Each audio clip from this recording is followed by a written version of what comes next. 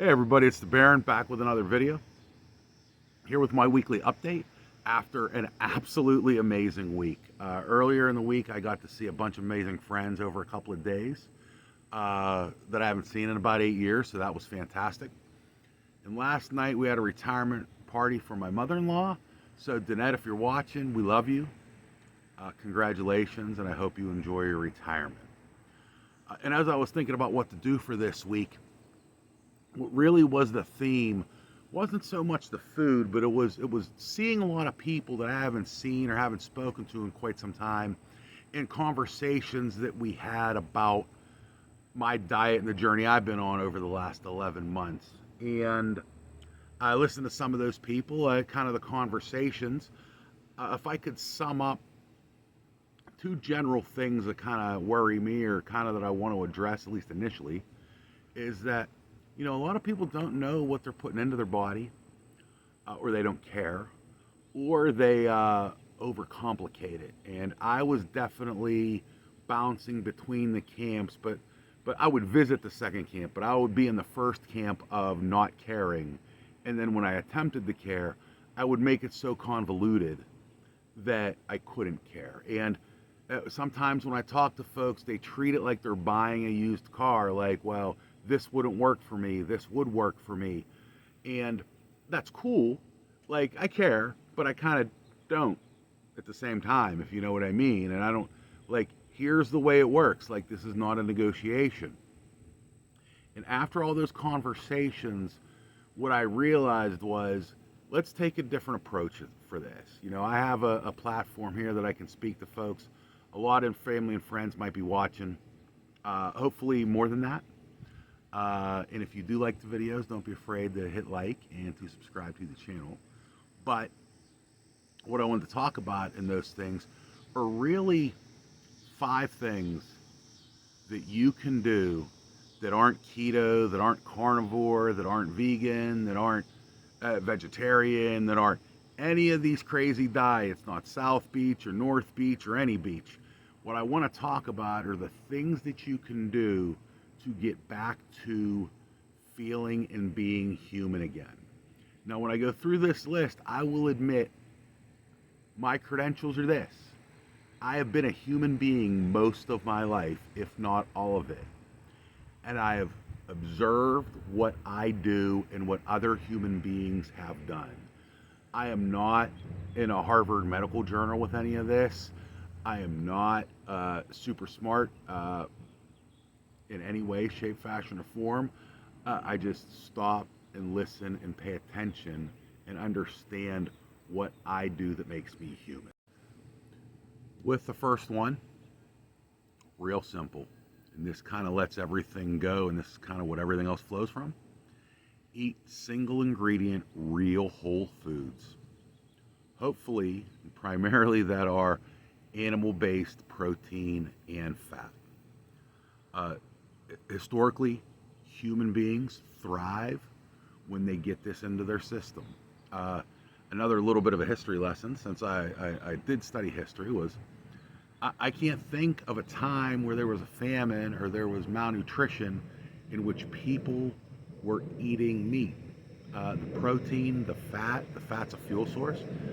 Proteins are the building blocks of our existence on a metabolic level. And I don't mean to get too academic or anything like that, but we're kind of supposed to eat meat. We were kind of made to eat meat. It allows us to thrive. These, whether it's fast food or highly processed food or whatever, lab-grown concoctions in any way that we're experiencing or that we eat, we're not supposed to be eating that stuff. So my first recommendation is don't eat that. Eat single ingredient, whole foods, whole real foods, and see where it goes from there. It can be, obviously meat's a big part of that. Eggs, butter,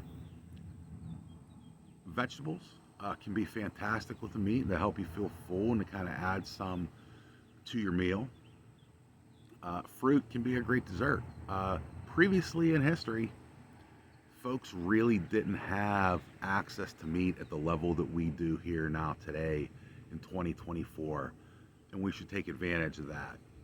I won't get into whether or not grass-fed or grain-fed is better and all kinds of things like that, but start simple with that. When I talk to people, they have reservations about whatever they're eating, and they don't want to negotiate any of that stuff away, and it's okay.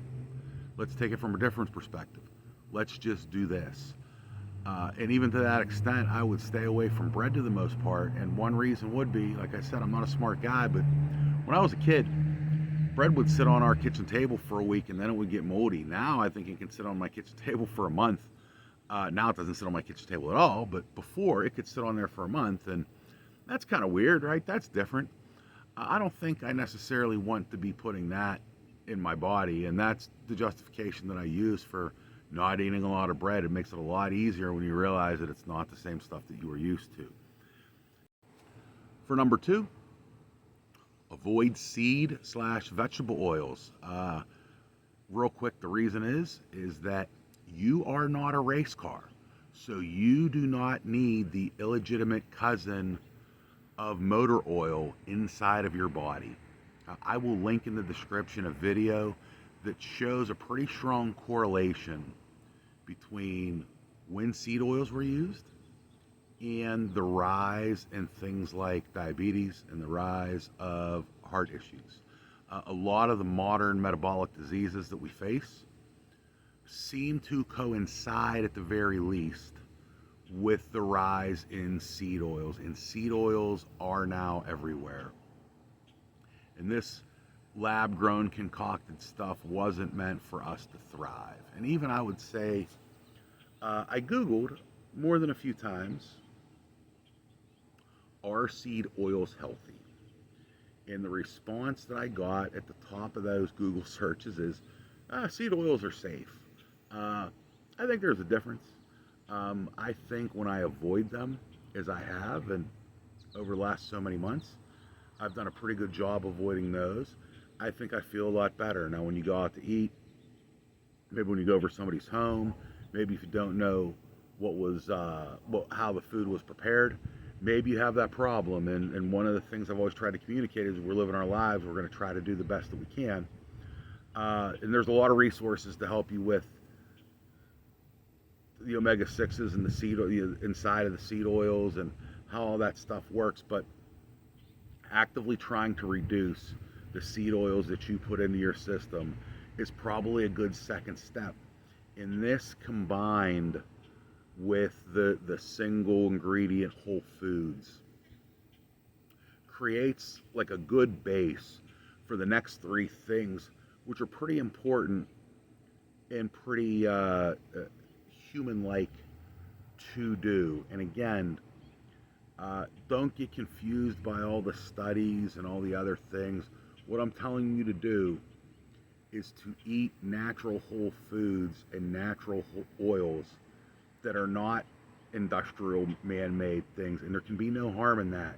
There are no people that would have been saved had they consumed 30% of their diet by seed oils. So it's pretty safe to cut them out. It will not hurt you. But now, on to number 3. Third is pretty easy. Third is you got to move and exercise more. No, I don't mean you got to turn into Lou Ferrigno.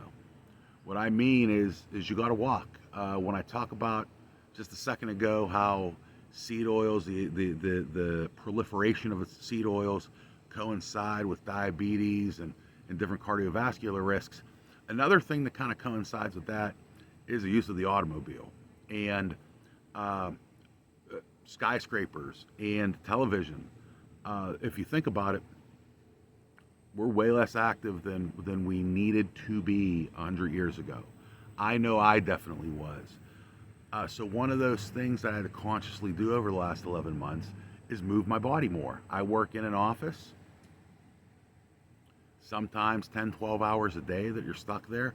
I have to make time to make sure that I can walk and to make sure that I can move. I started out after my hospital stay limping around my driveway right here, and I would limp around until I got tired.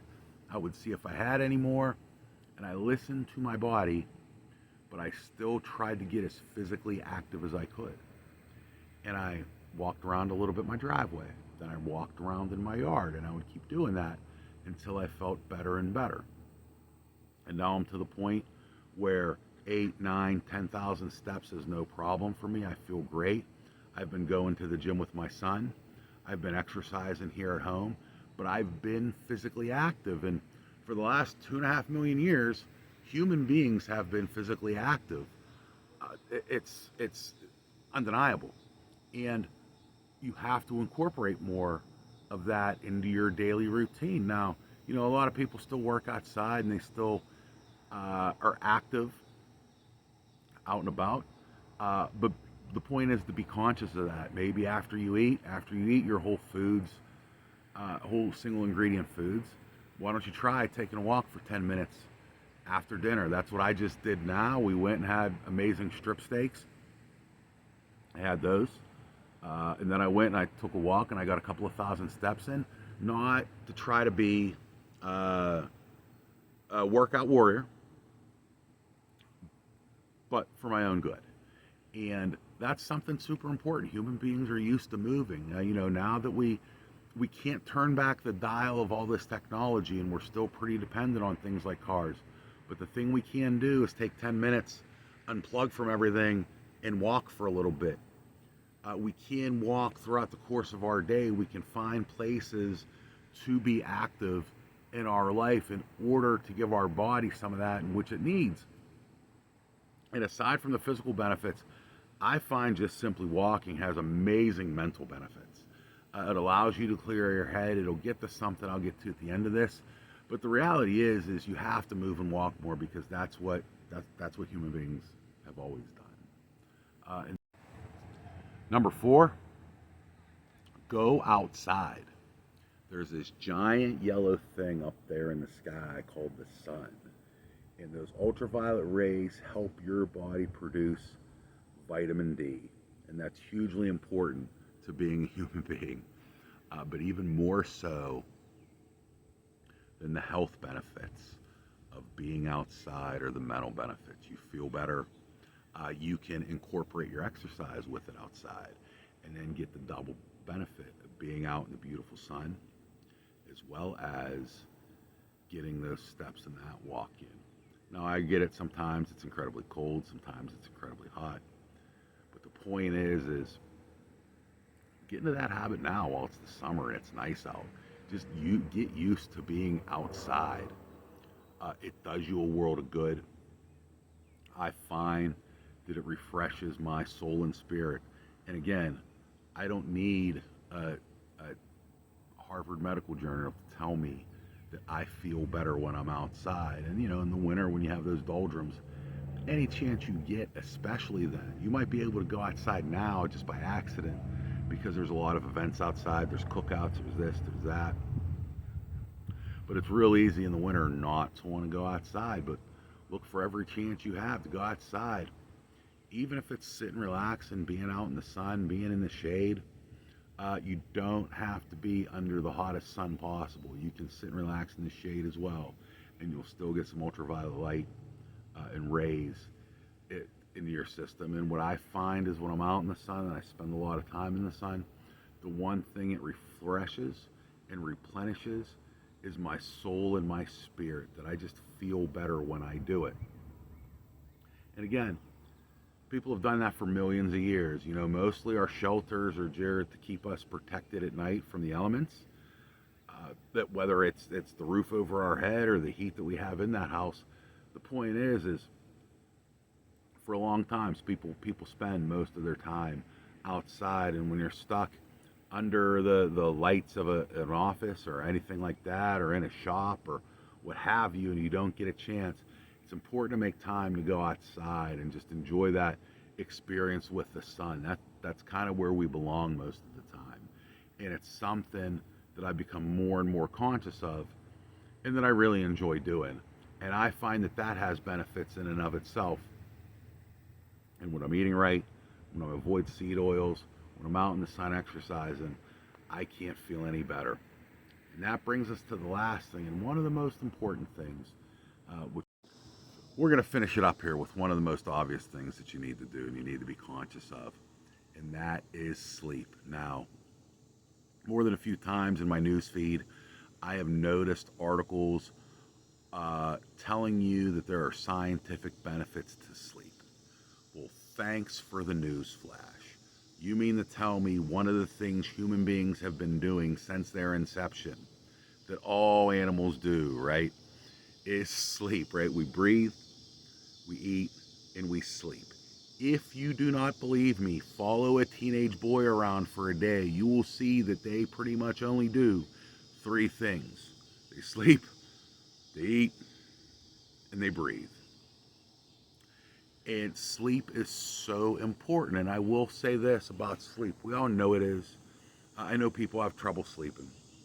One of the things that I found on this diet is when I ate my single ingredient, real whole foods, when I cut out those seed oils, as I'm active and all these things, when it starts to get dark, I get tired and I'm ready for bed. When the sun comes up, I'm ready to wake up.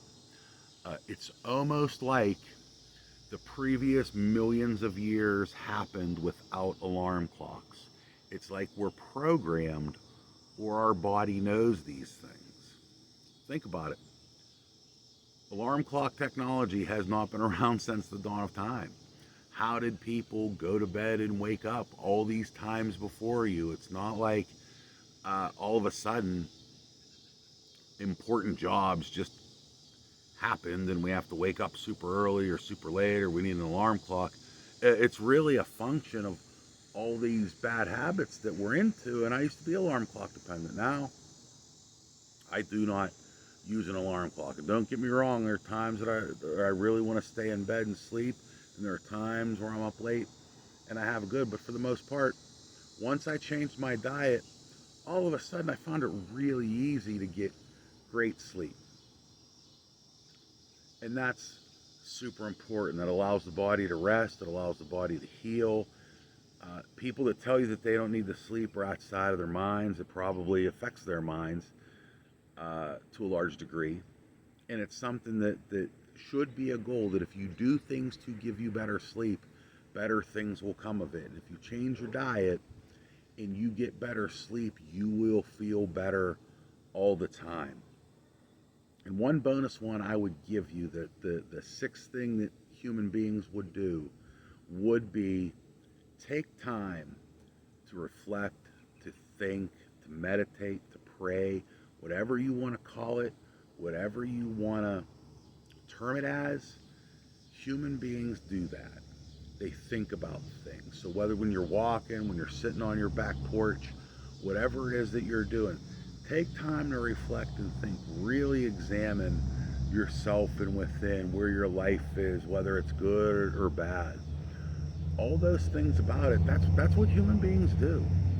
And when you do these things, you have success. You will begin to feel different. That's the success you're looking for. You will begin to feel more human. And success like that, I can tell you firsthand, is better than any food will ever taste. Until next time, friends, have a good one.